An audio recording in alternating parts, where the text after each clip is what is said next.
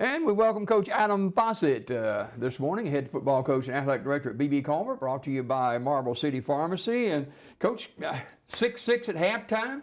Things are looking pretty good. You hung in there fourth quarter, 14-12, and then the kind of wheels came off the wagon, but there was some improvement for sure. Yeah, we saw some improvement, saw some of our younger guys grow up, saw our older guys kind of meet some expectations, but missed on some opportunities early, made some mistakes, but seeing the improvement is encouraging. And that's the things that we took after the game. Those are things that we touched on was the improvements made. So started an 8th grader at linebacker, Brody Parrish, and kid played as tough as he could, and it's just a big learning curve. You talk about that, and there's limitations to what an 7th and 8th grader can hold in their brain too. Yeah, it's a big difference. You think like Colton Strickland playing as a 7th grader last year, he was playing like youth football. And it's just a big difference in youth football and varsity football. So it's a big learning curve. But they've done well with it, and as coaches, we have to be guarded too, not to do too much. Don't overwhelm them so much that they just that they can't handle it. So we kind of watch that and see, but our youthfulness, those guys have a lot of energy and they get after it, and I thought we had a really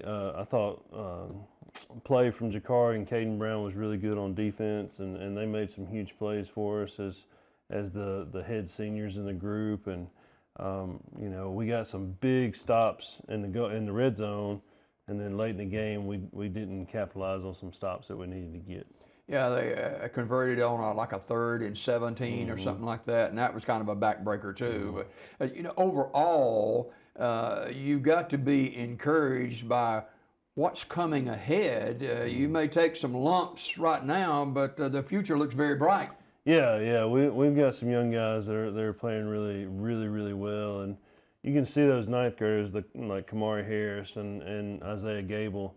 Those are guys that we depend on a ton, and you can see them improve. You can see them do better. So in the red zone we had that botched snap, and the ball wasn't supposed to be snapped. Well, luckily the quarterback was aware enough to understand it was a live ball, and Isaiah was aware enough, hey, I gotta, he runs a route and ends up getting the touchdown there. So just that awareness and seeing that awareness in Isaiah and seeing him grow, and then Kamari Harris still, he flies around, he gets after it. He's still making mistakes as a freshman would. So. But he's getting a ton better as well. Talk about the quarterback play. I know you've got an in-depth look at that since he's your son, but I noticed he threw the ball at times very well, especially the deep ball. Yeah, I thought he threw the deep ball pretty well. Did a good job with seeing the field for most of the night. Made a couple mistakes, and the one mistake was the pick six that cost us, and it's one of those deals where you gotta learn from your mistakes and move on. So it was reassuring for him to watch some college football on Saturday and see some big name guys like mess up too. So, but yeah, I've seen him grow and mature, and still some things that he's got to improve on big time. So, but threw the ball well. Had a good presence as far as getting all the guys lined up and knowing what's going on. So. Just a good job with that. I was very impressed with Cam Gaddis on Friday night, running the ball, catching the ball. Defensively, he made a ton of plays for us, and he's kind of stepped in and really taken a big role on the team. Brown, who is being looked at by a lot of schools at the next level, he's such a strong young man and very intelligent football-wise, and he made a lot of tackles. Yeah, he made a ton of tackles, and his first step off the ball is so quick that it's really hard to block him. So in practice, we try to move him around just to give all of our linemen fits during practice to help them improve. But it's the first two steps he has are so fast, and then he has the power to go with it that really help him. So he's able to see things, and the big thing with him is trying not to do too much. You know, like trying to make sure you're doing your job and not trying to do everybody else's job. So and that puts him in a good situation. But you know, he did really well, and then Caden Brown is his cousin. They're first cousins, and Caden is another kid that's extremely strong, and you could see that on Friday because he was defeating double teams and making tackles and you know, big stands and things like that. Well, Vincent, with a 23-6 fourth quarter. But you hung in there through 3 quarters and some mistakes in the fourth quarter, 0-2 on the season. You're on the road this week, and it certainly doesn't get any easier, does it? No, not at all. We go to Glenwood, which is in the Phoenix City area. It's about 91 miles one way. So we'll go down 280 tomorrow and play them. This has opened up a region play. So you start looking at the region schedule and kind of how it plays out. We're off next week, so go to Glenwood. They've got a good group. Again, they've kind of reloaded and ready to go, and their offensive backfield is pretty strong. They have a good running game. They have a 2-quarterback system, and one of the quarterbacks is a little bit better with his feet, and the other one's a little bit better with his arms. So we've got to be aware of that. Got to be aware of personnel, and they've got a big number 44 that will come in and play a sniffer position. He also plays linebacker, and he's probably one of the best linebackers we'll see this year. I mean, he's 6 foot. He's legit. So we got to know where he is on the field. They're big on both fronts. So we're gonna, you know, like the fundamental aspects of things come into play so much in this situation because of the size on the fronts.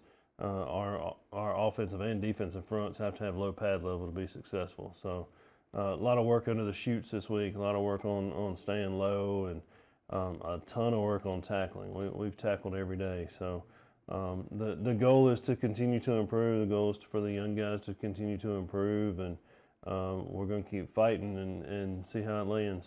You know, you talk about tackling every day at practice, and that's kind of a double-edged sword because you're limited in numbers. You can't afford to get anybody hurt either.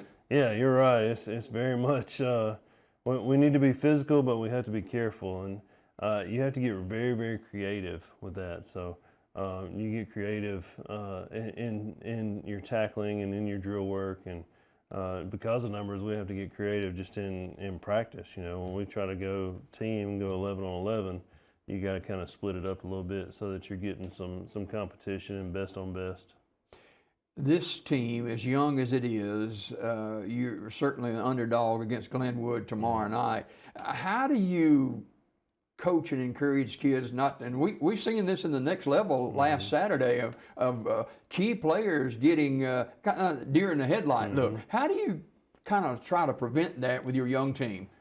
Big thing that we will tell them, or I will tell them Friday, is we got to take it one play at a time. Can't be overwhelmed. This group is a resilient group. Like, you know, Friday after the game, we talked about the negatives, but then we pinpointed some of a lot of the positives. We pinpointed some of the guys in the room that have grown and matured and done things that have made them improve. So, you know, we've got to be able to continue to improve and make it and take it one day at a time. Monday, the guys showed up for practice, and man, they had a ton of energy and ready to go. So this group's a fun group. Like, they want to learn, they want to get better, they want to be coached. So that helps things a lot. You know, it definitely helps when you have a group that wants to be coached and they want to do things. And no group, you know, no set of people associated with Comer want to win more than those guys, you know, and it's so tough, like, for them not to have that success, you know, and you want that for them so bad. You want them to feel that so bad. So, you know, they're motivated. They've had a lot of energy this week. They've flown around. So, again, I think the resiliency of this bunch will help, and I think that, you know, senior leadership, the Jakari and Caden can help lead. You only and got, those what, guys. 3 seniors? Yeah.